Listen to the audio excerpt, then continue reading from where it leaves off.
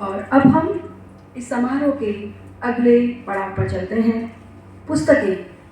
पुस्तकें साहित्य का ही नहीं, समाज का भी दर्पण होती हैं। पीढ़ियों की थाती सदियों तक, सदियों की संस्कृति पीढ़ियों तक। जीवन के बहुत ही महत्वपूर्ण व भावपूर्ण क्षण होते हैं जब हम अपने हृदय के भावों को पृष्ठों पर उकेर देते हैं और जन्म होता है एक साहित्यिक कृति का, एक पुस्तक का। तो आज हम एक बहुत ही महत्वपूर्ण साहित्यिक कृति का लोकार्पण करने जा रहे हैं जिसका नाम है दर्पण झूठ ना बोले, और इसकी रचयिता है मंच की संस्थापक आदरणीय रीता सिंह जी। और मैं सबसे पहले इस पुस्तक के परिचय व कवि परिचय के लिए आमंत्रित करती हूँ बहुत ही सम्मान के साथ डॉक्टर पी मैथिली राव जी को। वे आए और इस पुस्तक से हमारा परिचय कराएं। बहुत बहुत स्वागत है आपका।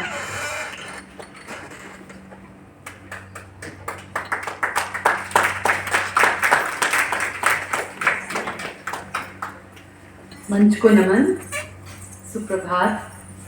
मंच के समक्ष उपस्थित सभी विद्वज्जनों को मेरा सादर अभिनंदन। जिया माँ साहित्यिक मंच के प्रति आभार कि उन्होंने मुझे आमंत्रित करते हुए यह सुअवसर प्रदान किया है। रीता सिंह जी पिछले लगभग 2 सालों से हमारा चल रहा है आगे पीछे, और किसी न किसी कारणवश मेरा सौभाग्य जो है मेरे हाथ से छूटता जा रहा था।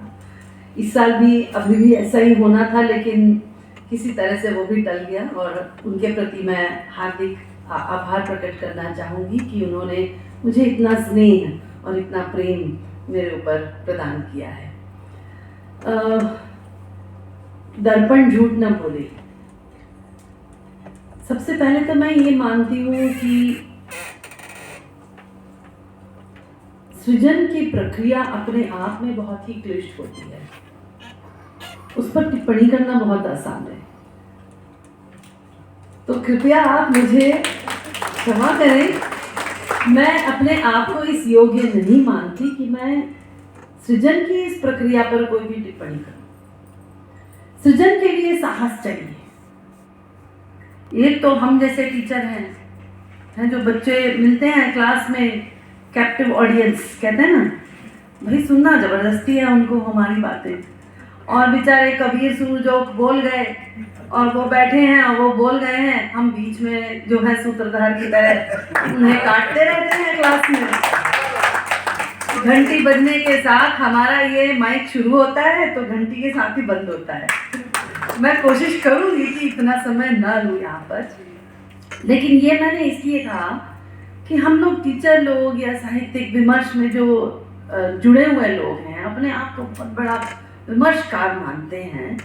वैसे मैं अपने आप को उस श्रेणी में नहीं मानती हूँ। मैं समझती हूँ मेरी यहाँ पर भूमिका बहुत तुच्छ है, और मैं रीता जी को क्या कहें, उनका यह साहस, उनकी यह सृजनशीलता के प्रति नतमस्तक हूँ कि उन्होंने इतनी सुंदर कृति को लोकार्पित करते हुए अपने विचारों को अभिव्यक्त करने का साहस दिखाया है। तो भाषण देना और होता है, भाषण तो हर कोई दे दे, लिख के कोई दे दे और हम सुना दें या फिर खुद ही लिख दें।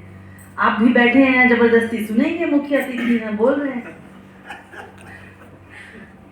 टीका टिप्पणी विमर्श भाषण ये अपनी जगह होता है, लेकिन हम जो सोच रहे हैं उसे शब्दबद्ध करके, उसे लिपिबद्ध करके, उसे दुनिया के सामने रखना, इसके लिए जो साहस चाहिए वो अतुलनीय है।